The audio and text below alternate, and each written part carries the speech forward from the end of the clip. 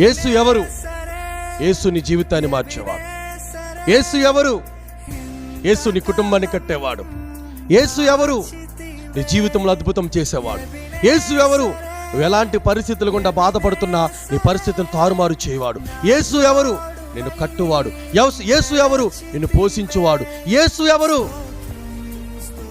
నిన్ను తన భుజము పైన ఎక్కించుకొని మోసేవాడు. ఈరోజు ఏ ప్రాంతంలో చూసినా, ఏ మారుమూల ప్రాంతంకి వెళ్ళినా, ఏ పట్టణానికి వెళ్ళినా, ఏ దేశానికి వెళ్ళినా, ఎక్కడికి వెళ్ళినా ఒకే శబ్దం, యేసు ఎవరు?